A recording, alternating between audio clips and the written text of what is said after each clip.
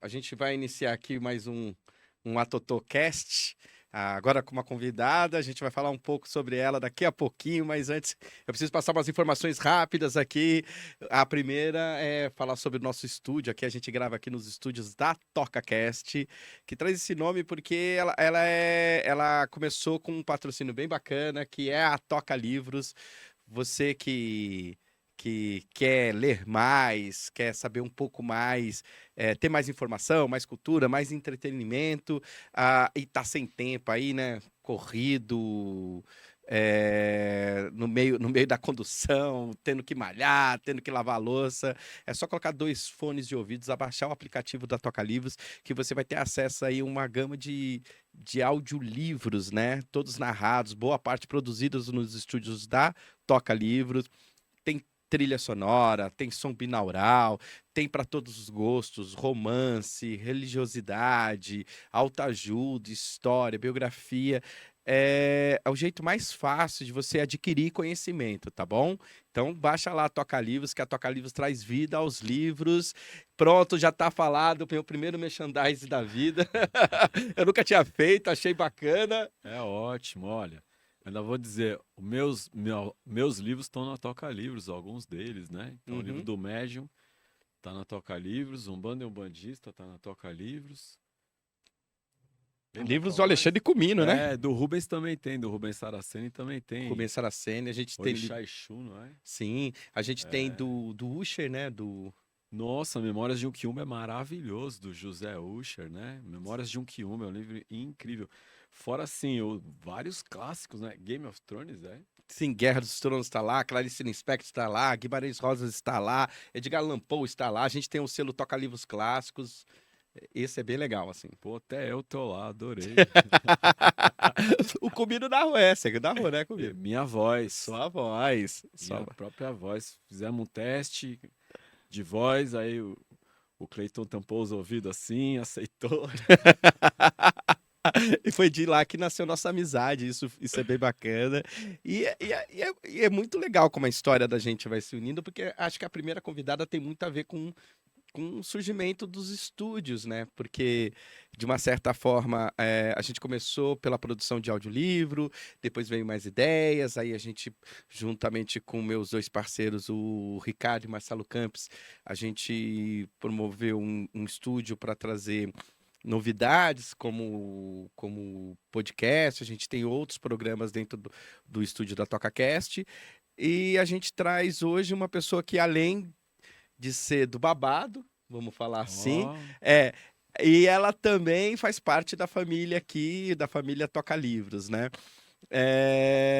Então, eu vou passar a palavra para ela, nem vou apresentar, porque o nome dela é comprido, né? Ficou comprido, né, Cris? Ficou apresente. comprido. Gente, antigamente eu era só Cristiana Aparecida de Oliveira. E aí eu passei a ser a Cristiana Aparecida de Oliveira e Morville Campos. E Fi- aí eu tenho muita coisa bacana para contar para vocês. Sou suspeita para falar sobre o projeto Toca Livros. Estive com eles praticamente desde o começo. É, Foi literalmente um projeto que nasceu de uma cartolina numa feira do livro. E eles venderam um sonho. E algumas pessoas acreditaram nesse sonho. E 10 anos depois, essas pessoas ainda continuam conosco. Inclusive, na semana que vem, a gente vai fazer exatamente 10 anos. Teremos um coquetel maravilhoso de comemoração. Então, acho que vocês vão ver algumas coisas na mídia aí da gente dessa comemoração fantástica. E eu queria trazer para vocês que, na verdade, essa minha união com essa família aconteceu por causa da espiritualidade. Então, acredito que isso vai servir de inspiração para muita gente. Eu costumo dizer que você não precisa necessariamente ter uma religião. Até porque toda religião tem dogmas e algumas pessoas têm dificuldade em aceitar e seguir esses dogmas.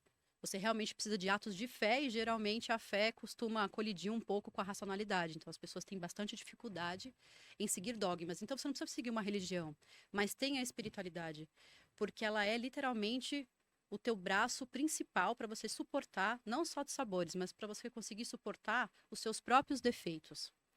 É, não posso falar muito das outras religiões, porque eu fui ateia durante muitos anos.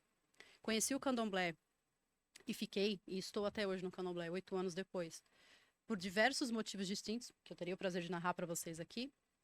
Mas eu posso dizer para vocês que ele fez toda a diferença para mim. Não a religião candomblé em si, mas descobrir a porta da espiritualidade. Diversas vezes eu tinha o hábito de reclamar muito, ou seja, eu praguejava palavras muito feias. E eu percebia que com isso eu só atraía coisas feias para mim de volta.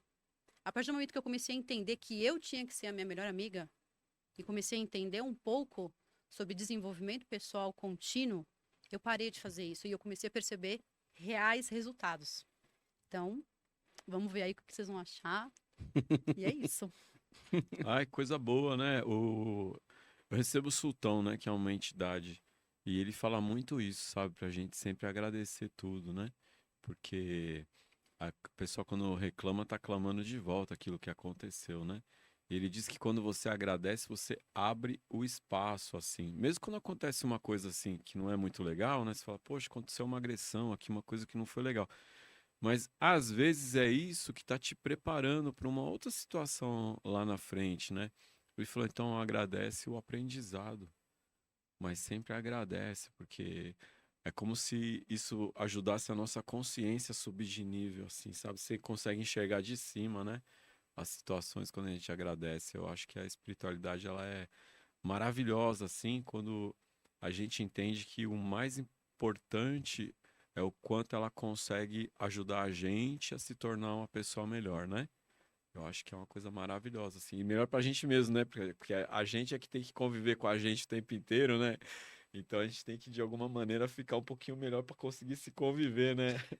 Eu acho que essa relação da dor, assim, porque quando a gente fala sobre aprendizado, a gente fala muito de dor, né? Dor em seus âmbitos mais. E é bem particular essa. A Cris vai contar um pouco pra gente mesmo, essa particularidade, o que, que é chegar na espiritualidade e rever dor, assim.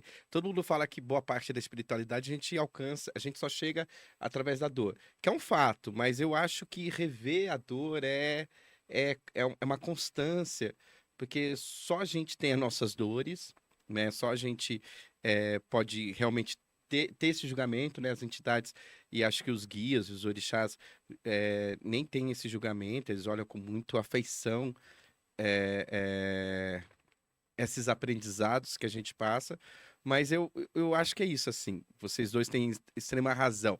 A espiritualidade, ele, assim como a dor, ele é algo muito particular, que ele só chega no momento quando a gente realmente começa a se questionar o porquê de tudo isso, né? E para você, Cris, como é que foi, assim? Ó, eu vou começar pior ainda, assim. Pior não, vou começar melhor. Fala pra gente o que é que você faz da vida, Cris. Bom, vamos lá. Eu sou policial civil há, assim, há cerca de uma década já. E o que eu posso dizer para vocês? Quando eu entrei na instituição, ou seja, há quase 10 anos, né? Eu entrei com uma cabeça. Eu me achava super justiceira, eu achava que eu ia mudar o mundo, eu achava que eu ia chegando, como a gente costuma falar lá dentro. E eu comecei a perceber que tudo funciona como uma engrenagem, né? Então você já tem um sistema hierárquico, que você tem que seguir aquele sistema, você tem que respeitar aquele sistema. Você tem que entender que uma coisa é a lei escrita, outra coisa é a interpretação que as autoridades vão dar para aquela letra da lei, porque você consegue perfeitamente ter mais de uma interpretação acima de uma mesma lei. Você vai ter que lidar com os teus próprios sentimentos de injustiça. E o principal de tudo isso é que você tem que entender que você vai falar com pessoas que estão no pior dia da vida delas. Porque uma pessoa que não tem problema nenhum, ela não procura a polícia. Ela procura a polícia quando ela é assaltada, ela procura a polícia quando um ente querido faleceu, ela procura a polícia para corrigir uma injustiça que ela já está passando. Então você só vai lidar com pessoas que estão no pior dia da vida delas. Então você vai lidar constantemente com energias negativas. Não é porque essas pessoas são negativas, mas é porque essas pessoas estão com uma dor latente. E elas estão emanando um sentimento de injustiça, que de fato aconteceu, fatos isolados ou não, que são injustos mesmo com elas. Então você imagina uma pessoa que não tem nenhum amparo espiritual na vida dela, mas constantemente, diariamente, plantão após plantão, ela está absorvendo essas energias negativas totalmente impactantes. Como ela sobrevive? Chega uma hora que se você não estiver muito blindado, estiver muito bem na sua saúde mental, você começa a cair aos poucos. A sua vibração começa a diminuir mesmo. E aí Isso aconteceu comigo, porque eu entrei, como eu disse no começo, era ateia. Então eu entrei super me achando, sem noção nenhuma do que eu estava fazendo, né? Todo mundo, acredito, né? Quando entra numa instituição de esporte, entra com a ilusão que a gente tem do que a gente vê nos seriados, do que a gente vê nos filmes. Estar lá é totalmente diferente. Uma coisa é você ver um episódio de CSI e ver como eles desvendam um determinado crime de homicídio. Outra coisa é você estar no local e ver o corpo. Você ter que lidar com aquilo. Aquilo é extremamente impactante. Te modifica totalmente. Se você não estiver equilibrado, aos poucos, com o passar dos dias, com o passar dos anos, com o passar da década, você vai sucumbir. E foi aí, através de uma colega policial, e também através de uma questão pessoal que estava acontecendo comigo no momento, que era uma relação que eu tinha com uma pessoa. Essa pessoa estava com uma doença gravíssima, era um câncer na época. E essa colega policial, ela me falou, olha, ao invés de você procurar um psicólogo, procurar um psiquiatra, procurar alguma coisa, por que você não vai tentar descobrir se vai dar certo a cirurgia ou não vai dar certo? E eu sempre tive aquela coisa do, eu não acredito nisso. Se a pessoa pudesse adivinhar, ela saberia os números na Mega Sena, jogaria e estaria milionária, né? Sempre tive esse pensamento. Não, mas vamos lá, pô, é barato a consulta, vamos jogar búzios. Aí eu, búzios? E o que é isso? Conchinha? Né? Que eu acho que é aquele preconceito do desconhecido. Mas eu resolvi ir, né? Aquela história do porquê não. E aí eu acabei indo. E aí ela jogou e ela me deu, assim, a Yalorixá, no caso, né? Jogou lá os búzios, me contou diversas questões. Ela me mostrou o quanto aparecia a doença dessa pessoa em questão ali nos búzios. Depois ela jogou baralho. Também me mostrou algumas coisas. E eu falei, nossa, ela começou a me dar detalhes que ela não teria como saber. Porque eu não contei para ela. Falei, nossa, ou ela fez uma excelente leitura, assim, tipo The Mentalist, ou realmente ela está ouvindo e vendo coisas que a espiritualidade está contando para ela. Que não teria como saber. Eu estou falando de detalhes específicos. Por exemplo, qual era a posição do câncer? Eu não disse que o câncer estava posicionado no intestino. Eu só disse câncer. Mas ela sabia exatamente onde ele era. E outras questões mais profundas que ela me deu naqueles jogos que ela fez para mim. E foi a partir desse start que eu comecei a acreditar que existia, de fato, alguma coisa a mais. Eu não sabia identificar o que era, como era, e muito menos como acessar aquilo. Mas eu sabia que tinha alguma coisa. E aí eu comecei a frequentar a casa desta pessoa em específico, que começou a me ensinar diversas coisas que eu não tinha a menor ideia.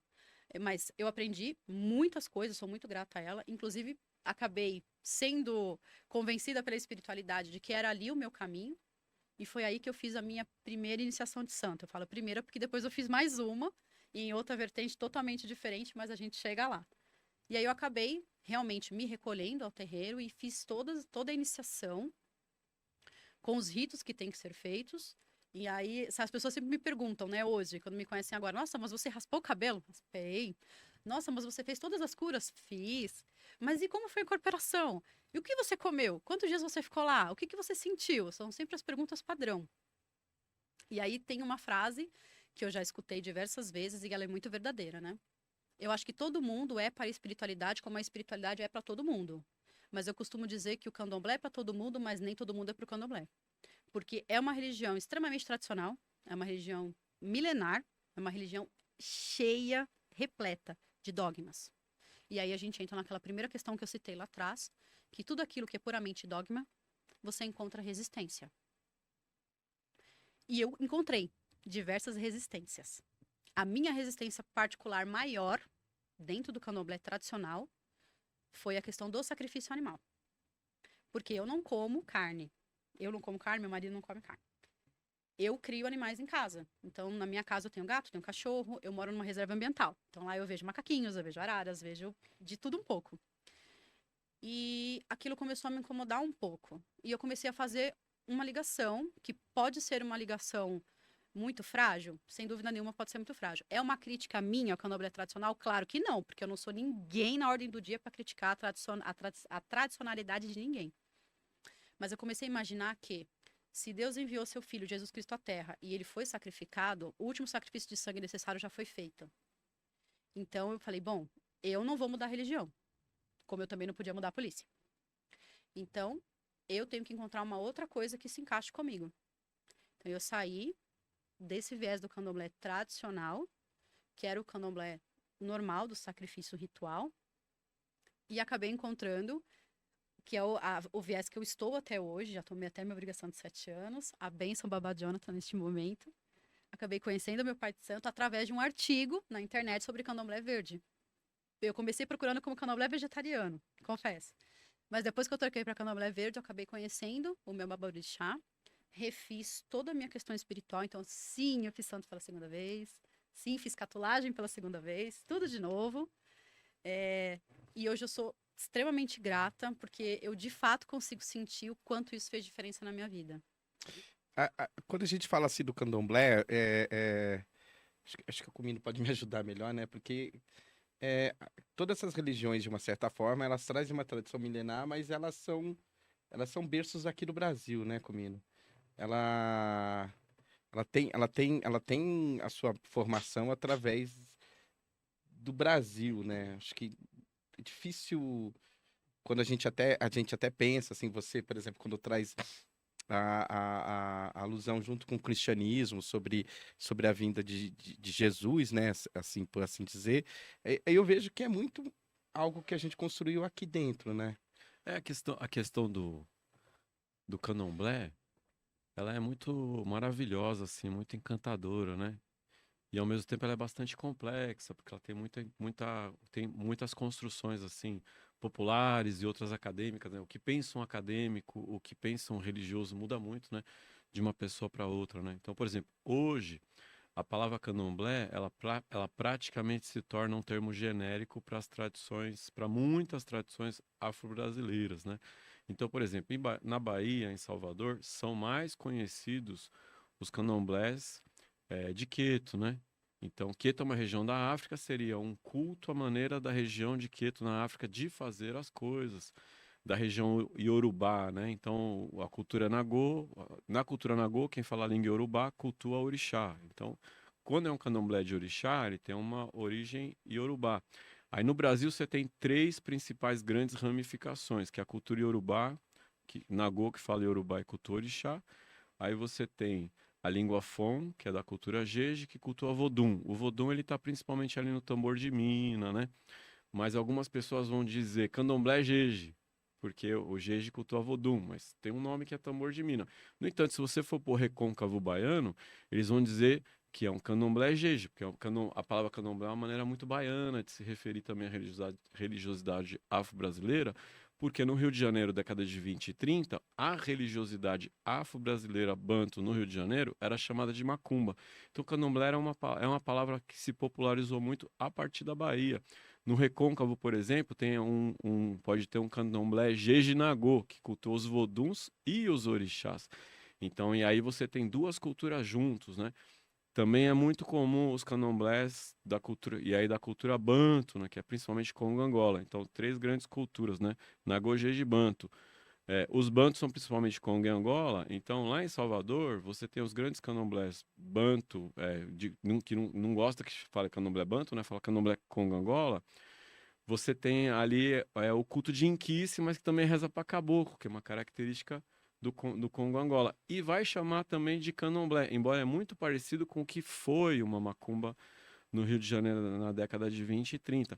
Então a palavra candomblé ela acaba genérica para uma religiosidade afro-brasileira. Então tem um jeito brasileiro de fazer as coisas, porque na África da cultura iorubá, você tem cada região cultua um orixá diferente. Então em Oió está o culto de Xangô e Ançã. Você vai para Ijexá, tem o culto da Oxum, e aí Iemanjá é a deusa de um rio, Oxum é a deusa de um rio. Quando chega no Brasil, surge um culto para todos os orixás que passa a ser chamado de candomblé. Aí tem o culto dos inquices, aí tem inquice com orixá. Então, mas quando você fala do meu culto, da minha religião e da minha ancestralidade, aí ela remonta à África e pode sim, é legítimo dizer, né? Eu faço parte de uma tradição milenar, né? Porque o culto de orixá é um culto milenar. Mas a maneira como faz no Brasil é uma maneira bem brasileira, assim, né? E ainda assim não deixa de ser um culto milenar, mas a maneira brasileira de fazer, né? Entendi, tá? Uma complexidade. Aí você. Bastante complexo. Até para quem é de dentro é É, difícil entender, né? Por exemplo, Umbanda. Tem Umbanda que pratica sacrifício animal. E tem Umbanda que não pratica o sacrifício animal. Então é muito comum a pessoa que não pratica achar que não existe a outra, ou a outra dizer que tem que ser. Então é muito comum, assim, ter esse tipo de fala, né? A Umbanda que faz o sacrifício animal. A Umbanda que não faz o sacrifício animal, às vezes até diz que a outra não existe, né? E vice-versa. Então, essa é a questão quando a gente fala de religião e religiosidade, né? É comum o religioso entender que a maneira dele de fazer as coisas assim é a maneira mais certa, né? Acontece muito isso de querer impor. Então, isso torna a questão mais complexa ainda, né? Da gente conseguir. E, e ao mesmo tempo é tão maravilhoso, né? Tão maravilhoso. As tradições afro-brasileiras, elas todas são muito encantadoras e são muito viscerais, né? Da carne que treme, do corpo que incorpora, do suor, do riso, do choro, do fumo. Nossa, é uma coisa que mexe mesmo na entranha da pessoa, assim, né? É algo inquestionável. É um tipo de experiência que a pessoa até pode falar, eu não quero mais ter essa experiência na vida, mas ela não pode dizer, eu não acredito, porque ela viveu aquilo. E como é que foi essa troca de experiência, Cris? Porque, de uma certa forma, você fala que também teve uma mudança de vida, né? É uma questão, é, não sei, posso dizer um pouco meio ambiental também, né? Você entrou no candomblé, você teve toda aquela preparação que envolve o sacrifício animal, né? E de repente você muda, assim, você de uma certa forma teve, dentro dessa complexidade, você teve um impacto muito grande? A- Tive. As nomenclaturas, não sei. Não, as nomenclaturas em si, não. Hum, Porque desde o começo eu acho, acredito, né? Que dentro do que tanto a Yalorixá quanto o Baborixá acreditam é o certo, certo em termos de denominação. Então eu já aprendi que o orixá é a representação da natureza. Então quando eu estou falando de água, eu estou falando de Oxum. Eu estou falando do vento, eu estou falando de Ançã. Então eu já aprendi desta maneira. Então, tanto no Candomblé com sangue quanto no Sem, as denominações já eram as mesmas. Então eu não tive dificuldade de adaptação com relação à mudança brusca de culto, não de linguagem. A diferença principal que eu senti foi quando eu fiz a minha primeira iniciação dentro desse viés, que era um viés mais da Angola, do Candomblé, que era a matriz que a Yalorixá seguia, lá eles não contam o Logoendé. Então lá eu fui feita de Oxum com Oxóssi. O que é muito interessante, porque os maiores itãs que eu já li dão a maternidade de Logoendé como certa, mas a paternidade de Logoendé é uma incerteza. Mas lá dentro de Angola, pelo viés que a Yalorixá seguia, eu fui feita de Oxum com Oxóssi.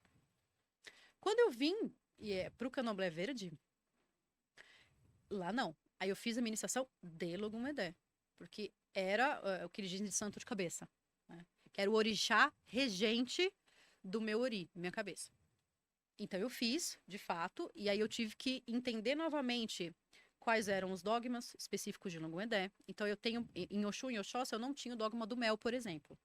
Em Logumedé eu tenho, o que é extremamente interessante, porque eu não suporto mel, não gosto. o que seria o dogma? Assim, é porque a gente fala, né? A gente esquece que muita. Eu mesmo me perdi um É pouco, assim. Kizila. É Kizila. É Kizila. No candomblé, o mel Kizila Oxóssi. Então, pode oferecer o mel para Oxóssi. Mas E tem Kizila, um porquê, tá, gente? Não é assim, ó, você não pode consumir mel e Zé finito. Não. Existem Mas, algumas mas histórias que justificam o porquê Oxóssi não pode consumir mel. conta pra gente. é. Eu vou contar, É, são só duas. que a gente sempre vai precisar acentuar assim o que é Gizila. Explicar o que é Kizila. É, Quizila é uma proibição, tá? isso. A Porque a gente Quizila é sempre uma tem que lembrar que proibição. a pessoa abriu, nunca ouviu falar do candomblé e vai falar assim: que a pessoa tá falando? Eu quero ouvir até o final, mas já me perdi na nomenclatura. É, não. É uma É. coisa que você não deve fazer, que se você fizer, vai acarretar alguma coisa negativa, assim, na sua vida, né? Mas Ó, também vou explicar o que é essa coisa negativa, também para a gente não ficar assim só no misticismo. uhum, Vou chegar lá. Então, eu vou dar o exemplo do mel, porque são dois itãs, são histórias, tá? São histórias que você jogar no Google você encontra, tá bom? Que são duas histórias que narram o porquê Oxóssi em específico tem esse problema com o mel e o Logum-Edé, por ser filho dele, leva essa mesma coisa. Então vamos lá. A primeira seria de como Oxum engravidou de Oxóssi. Então Oxum estava lá se banhando no rio e um dia ela conheceu Oxóssi e achou aquele negro maravilhoso, o homem mais bonito que ela já viu, e ele estava lá caçando na floresta. Oxum, dizem, né, que ela era extremamente vaidosa, uma das orixás mais encantadoras, e ela tinha certeza que ela ia conseguir conquistar o Oxóssi. Mas ele não deu a menor bola para ela. Ele achou que ela era muito fútil, que ela era muito infantil, que ela era muito mimada, e deu uma bola fora nela. Mas ela foi se consultar com Exu. Exu, me ajuda, como eu faço para conquistá-lo? E Exu ensinou um truque para ela. Faz o seguinte, você passa mel no seu corpo inteiro, você gruda folhagens no seu corpo, e ele não vai te reconhecer, ele vai achar que você é um ser místico da natureza, ele vive no meio do mato, e ele vai achar isso encantador. E você vai conseguir ter um romance dessa forma. E ela vai lá, passa mel no corpo inteiro, gruda várias folhagens, ela fica irreconhecível e ela se apresenta para o Oxóssi, ele não a reconhece e eles iniciam um romance, é assim que ela engravida. Mas um dia, ela estava muito calor e ela convida ele para tomar um banho de rio. Eles entram no rio e neste momento as folhas saem do corpo dela e ele percebe que ele estava sendo enganado, ele rompe o romance com ela, mas ela já estava grávida. Como ele ficou muito bravo com ela, ele não quis mais saber dela. Então, durante 6 meses, Logoedé ficava com Oxum e 6 meses ele ficava com Oxóssi, porque ele não queria mais contato com Oxum de jeito nenhum. Então, por isso que o Logoedé tem essa doçura, essa vaidade, essa beleza incrível de Oxum, e tem essa coisa do caçador, de ser o primeiro à frente de uma guerra, que ele teria herdado supostamente do pai dele, Oxóssi. Então, essa é a primeira lenda, porque ele tem ojeriza de mel, porque ele foi enganado com o uso do mel. Eu Por não uma conhecia dica essa que Exu. lenda, achei maravilhosa. Eu achei bonita Não também. conhecia. E a É. segunda lenda é, desses 6 meses que Logoedé tá caçando, aprendendo a caçar com Oxóssi na floresta. Oxóssi joga uma flecha para acertar um pássaro, e todo mundo diz que Oxóssi nunca erra a flecha. E ele acerta o pássaro, só que na trajetória dessa flecha, ela acerta uma colmeia. E essa colmeia cai justamente em cima de Logoedé. Ele recebe várias picadas de abelha e ele entra em choque anafilático. E aí, por causa disso, existe essa proibição muito clara para filhos de Logoedé com relação ao mel. E, curiosamente ou não, eu e outros filhos de Logoedé que eu conheço são alérgicos à picada de abelha. Então, eu, quando era Olha. criança, tomei uma picada de abelha nessa região e eu entrei em choque anafilático. E aí, eu posso dizer para vocês o seguinte: pode ser coincidência? Pode. Depende. Você acredita em coincidência? Tem uma sabedoria aí, né? Da Tem. espiritualidade, né? Tem uma coisa muito... E os sinais, né? Que a vida entrega pra gente, né? Eu acredito muito que a vida cria sincronicidades para confirmar o nosso caminho, assim, sabe? E você não gosta de mel? Não. Eu não suporto o mel. Gente, eu não suporto nem o cheiro do mel. É. Eu preciso dizer que eu também não gosto de mel. Bom, eu tomo talagadas de mel. É. E eu recebo um mirim que é o Juca Tranqueiro. Eu adoro o nome dele. Eu adoro o nome Aí ele dele. toma mel com cachaça. Não, ele só toma mel. Sem cachaça, irmão? Não, ele toma cachaça, mas ele tem uma coisa com o mel. Primeiro, o mel tem que Meladinho. entrar primeiro, a cachaça depois. E o mel fica na boca, né? Fica. Fica na boca, entre lugares na sua boca que você nem imaginava que existia, cavidades. Aí quando descorpora, tá lá esse mel todo, pra me lembrar que mel existe. Como é que ele chama? Juca Tranqueira. Gostei, O Chubirim. nome é É, sensacional, eu né? adorei, eu adoro o nome dele. Eu adoro o nome dele. Porque é isso, assim, ele é essa figuração e é muito, muito interessante, né, que acho que, eu não sei, eu quero chegar lá em relação ao candomblé, o que você pratica, né, porque depois do que você falou, tem muitos nomes e é bem complexo, mas lá no terreiro, ele particularmente eu gosto muito disso, porque ele traz uma tradição, como você mesmo falou, visceral, né? Quando eu tô incorporado, o cheiro para mim muda completamente da situação e o mel toma gosto, né? Eu até peço para ele ir embora porque o gosto do mel vai ficar e aí eu vou sofrer junto. Aí aí você tem essa virada, você tem essa virada e vai pro ritual e refaz o santo, né? É assim que se fala? É assim mesmo. Isso, Você refaz vai o santo. refazer a sua iniciação. É como se você. Como não? É literalmente você vai ganhar um segundo nome e você vai começar o seu processo de novo. A única diferença é que o seu tempo tá contando. Então, o tempo da minha primeira iniciação, que foi numa data, ela tá sendo somada ao tempo da segunda data. Então, quando eu tomei a minha obrigação de 7 anos, que foi no ano passado, eu tenho 7 anos porque eu somei esse tempo que eu fiquei na Angola. Mas foi um tempo muito curto, tá? Vocês imaginarem que eu fiquei 1 ano. Não, eu fiquei 3 meses só. não precisei de mais tempo do que isso para entender que aquele não era o meu lugar. Mas, de novo, não é uma crítica, até porque a Yalorixá, que a primeira que colocou a mão na minha cabeça, enquanto ela esteve na minha vida, ela foi uma pessoa ótima. Não tenho nada que a desabone, muito pelo contrário.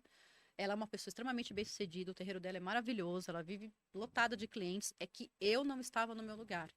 E eu tinha que ser honesta comigo mesma. Aquele não era meu lugar de fala, aquele não era meu espaço. Eu é que tinha que sair. Então eu fui atrás daquilo que eu acreditava, que ia de encontro à minha identidade religiosa. E foi no Candomblé Verde que eu consegui encontrar isso. Foi no Baba Jonathan, que está comigo assim há 5 anos já, que eu realmente me encontrei. Então, para vocês verem, eu fiquei 3 meses na Angola e eu tô com meu Baborixá há 5 anos. O que significa que eu tive um gap de vários anos em que eu não sabia muito bem o que eu ia fazer. Então, eu tive o apoio, por isso que eu falo que eu tive na espiritualidade pessoas maravilhosas na minha vida. Eu tive o apoio da Yá Lourdes, que é de Queto, e ela é de Xumaré, e ela é tia do meu ex-marido. Mãe de santo lá do bairro de São Miguel Paulista, super respeitada. E aí eu fui com todas as minhas coisas da Angola pra lá, então eram ibás, que são louças, conjuntos de louças mesmo, louças, como se fossem panelinhas de vidro. Eu fui com todas as minhas louças pra lá, cheguei lá, me ajuda, saí do terreiro, tô super perdida, tava ainda de quelê no pescoço, não tinha nem terminado o quelê ainda. Quelê é um colar de miçangas que você coloca no pescoço e você tem que ficar um determinado prazo com esse colar. Então, esse colar, ele vai dizer se você está seguindo ou não tudo que te ensinaram para seguir. Se ele arrebenta, é porque você fez feiura no meio do caminho. Então, eu estava de quelê no pescoço ainda. Eu falei, meu Deus, me ajuda, né? Me socorre. Então, eu fiquei bastante tempo na casa da mãe Lourdes. Então, ela me foi um apoio extremamente importante até que eu realmente encontrasse um outro lugar e falasse, não, é aqui é o caminho que eu quero seguir. Então, ela cuidou da minha espiritualidade e de mim durante todo esse tempo até que eu conseguisse me encontrar. Então, foi uma pessoa, assim, maravilhosa e incrível. E ela é de Queto. Mas ela também tem sacrifício animal. Então, eu sabia que não tinha como ficar lá, porque, né, não ia ser coerente. Mas ela me serviu de bastante apoio e eu aprendi muita coisa com ela. Então, eu aprendi, por exemplo, ela me disse uma coisa uma vez que fez todo sentido para mim. Ela falou assim, olha, você tem que entender que essa religião que a gente chama de candomblé, que o Comino muito bem destacou, que na verdade é mais um termo genérico para falar de tantas falanges distintas, foi uma religião que veio para cá com um escravo. E quando veio para cá com o escravo era proibido de cultuar aquilo que ele acreditava. Aqui a gente estava falando de um Brasil colonial católico. Então eles tinham que cultuar escondido. E eles começaram a fazer o quê? A chamar os orixás por nome de santos. Porque senão eles eram castigados, eles iam pro tronco. E daí você tem o sincretismo. Por isso que muita gente acredita, por exemplo, que São Jorge é Ogum. E não é. Isso é muito importante falar. Não é. Mas eles começaram a fazer isso para ter oportunidade de conseguir cultuar. E querendo ou não, através disso, a gente criou o quê? Não só o secretismo. A gente criou lá atrás, não falo que o Brasil criou, mas o Brasil pregou a ideia de coexistência. Então eu consigo coexistir em mais de uma religião, desde que eu consiga encontrar respeito nela. Porque olha que coisa profunda. Mesmo os escravos apanhando, mesmo os escravos sendo torturados, mesmo os escravos sendo hostilizados, eles não desistiram dos orixás. Então, nem na pior fase da história do homem negro, ele abandonou a religiosidade e a espiritualidade. Na verdade, ele encontrava ali no orixá um apoio para continuar. Então, a gente teve o quê? Formação de quilombo. A gente teve a libertação dos escravos. E essa religião, ela se manteve. Isso é o quê? É a maior prova de resiliência no tempo. E aí você vai se deparar com a primeira dificuldade da sua vida, você já vai desistir? Você vai escutar o seu primeiro não. E você vai dizer que Deus não é um cara legal? Que isso aqui não funciona? Não, você não pode desistir. São nos grandes momentos de dissabor é que você vai entender o porquê aquilo está acontecendo com você. Essa força, né?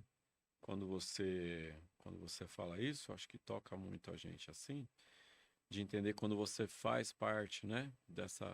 Quando você é recebida, né? Nessa tradição como alguém que entra para uma família, né? Então, quando você tem essa pertença, né? De alguma maneira, é como se você recebesse um pouco dessa força de resistência, né? De resiliência. É como se você recebesse um pouco também dessa força que traz, que mantém essa tradição viva até hoje, né? Que atravessou o Atlântico à custa de um holocausto de morte de pessoas, né? Então, o quanto isso também de alguma forma corre na nossa veia, assim, não só na nossa alma também, né? De pessoas tão miscigenadas aqui no Brasil, né? Então eu ia perguntar, isto é o caminho que você estava falando de encontrar uma sanidade mental para poder conviver com a sua atividade profissional hoje, que é policial? É? Olha, não só com a atividade policial. Como eu narrei para vocês no começo, a atividade policial ela é muito pesada, porque as pessoas não procuram a gente quando elas estão felizes, sim quando elas estão em tragédias pessoais. Então é sempre um envolto de energia negativa. Mas não é só na polícia. Às vezes você está num relacionamento tóxico, você tem amigos que não são seus amigos de verdade, são seus inimigos ocultos. Que nem no próprio caso do Cleito, que trabalha na Toca Livre já há 10 anos. Tem que trabalhar com equipe. Numa equipe, você tem pessoas com diversas histórias pessoais, que às vezes são histórias muito complexas. São pessoas que estão com tragédias que elas não conseguiram resolver e elas vão externar isso aqui dentro. Então você tem que estar bem para conseguir ajudar uma outra pessoa, para conseguir ter uma paciência, para conseguir ter empatia. Então a religiosidade para mim trouxe o que eu não tinha. Então eu não conseguia ter, por exemplo, um exercício de resiliência. A primeira vez que eu era contrariada em alguma coisa, eu era a primeira a abrir boca do universo e reclamar. Muito. E a partir do momento que eu comecei a ver o quanto o candomblé resistiu no tempo e resistiu a tudo para estar aqui, eu falei, nossa, eu vou reclamar do quê? Eu não sei o que é um tronco. Eu não sei o que é ser escravizada. Eu não sei o que é ser estigmatizada. A única coisa, talvez, de muito, muito, muito, muito, muito distante que eu tenha com os nossos ancestrais consanguíneos é que eu, por muitos anos, morei em bairro de periferia. Né? Então, eu sei o que é ser descriminalizado por ser pobre. Isso eu sei, de perto o que é. Mas é o único traço que eu posso te dizer que tenho, de certa maneira, em comum. Mas mesmo assim, o que eu passei há 10, 15 anos atrás não é nada comparado com o que eles passaram quando chegaram no Brasil e foram usados. Então, eu não tenho direito de reclamar da minha vida. É extremamente injusto com essa história incrível que está por trás da ancestralidade. Um aprendizado muito grande, né? Eu entendo que essa é uma das razões de, por exemplo, existir o Preto Velho e a Preta Velha na Umbanda, sabe? Eu acho que é uma doutrina de impacto. Só de você olhar para ele, você já vê, pô, como é que eu vou reclamar da unha encravada? Como é que eu vou reclamar da vida se estou diante aqui da entidade que, segundo reza a lenda, foi escravizado, né? Então, e a mesma coisa o caboclo, né? E a pombagira para a questão da mulher e tudo. Então, eu acho que é muito forte isso que a tradição afro-brasileira traz, de maneiras diferentes, né? Que a gente está falando do candomblé da Umbanda, de maneiras diferentes, tem algo de um inconsciente coletivo operando na espiritualidade, né? Para que essas coisas aconteçam de uma maneira que a gente às vezes nem entende. Como é que chegou nesse lugar assim, mas chegou, né? Eu acho que acho que a própria história do terreiro é uma história de resistência, né? Se a gente vai pegar essa história dos escravizados aqui que a Cris contou aqui, realmente é uma história de resistência. A mãe Luísa Pinto, né? Que Luzia Pinto. Luzia Pinto. Ela fala uma coisa sensacional. Não, desculpa. Agora eu confundi tudo. Eu também Flávia confundi. Pinto. Flávia Pinto, a Luzia é outra. Pinta é da história afro-brasileira. Isso. E mãe Flávia Pinto. Mãe Flávia Pinto. Escreveu o livro Umbanda Preta, né? Umbanda Preta e Matriarcado. Livros, né? Hã? Maravilhosa, né? Ela é maravilhosa, ela faz um trabalho, e ela faz um trabalho de resistência, ela é a única sacerdotista, mãe de santo da Umbanda que faz trabalhos em presídios femininos, né? Então, isso é uma história muito boa, porque ela fala que a gente reclama muito, inclusive, de outras religiões que estão nos presídios, mas ela é a única mãe de santo que frequenta presídio e faz um trabalho de espiritualidade, de ajudar essas pessoas a encontrar o caminho da reconciliação, né? Fábio Errara tá aí, hein?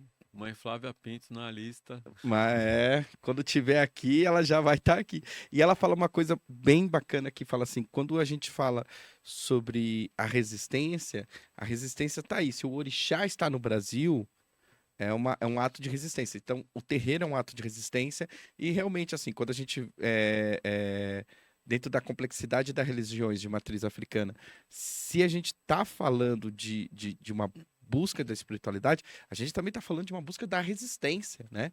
De resistir, de retransformar, de resiliar toda essa luta que veio lá da nossa ancestralidade, né? Eu também não sei o que dizer sobre discriminação, acho que está na minha pele, que eu nunca fui parado pela polícia, né? Para ser questionado. Meu irmão foi, porque é nítido nisso, é nítido nele. Eles até perguntavam se a gente era irmão. Era bem engraçado, né? Meu irmão é preto, aí, vocês são irmão? A gente somos de pais separados. Não, diferentes. Não, são o mesmo pai e mesma mãe. Tá aí a razão da miscigenação. Mas eu tive todo o privilégio, mesmo sendo um cara de periferia, eu tive todo o privilégio e eu sinto isso de ser um cara branco. Mas quando a ancestralidade me convidou para fazer parte dessa família espiritual, eu me sinto muito sensibilizado mesmo, assim, de falar, caramba, eu tô no lugar que a resistência venceu, né? Depois de tanta morte, tanta tortura, a resistência venceu. E vem da frase da mãe Flávia, assim, se o orixá resistiu, ele tá ali contado nas histórias do terreiro, né? Então eu entendo muito, Cris, quando você fala assim, e aí eu puxo isso daqui novamente, né? Como é que essa resistência entra na sua vida, no seu trabalho, né? Porque é um trabalho muito Desgastante emocionalmente. é, e não só aquelas pessoas que vão atrás para serem injustiçadas, né? Mas o dia a dia da rua também, né? O que eu posso dizer para vocês? Tem plantões que são super divertidos, assim, que são os plantões que não acontecem nada drástico. Então a gente consegue rir, por exemplo, de um bandido atrapalhado, de Um bandido trapalhão. bandido atrapalhado. Eu já tive ocorrência, por exemplo, que o rapaz, ele foi assaltar uma casa num bairro aqui nobre de São Paulo. Gente, eu não posso dar detalhes porque, né, tem sigilo. Mas enfim, ele foi assaltar uma casa de um bairro nobre aqui de São Paulo e ele fez isso escalando o muro, tá? Dentro da casa tinham 2 pitbulls.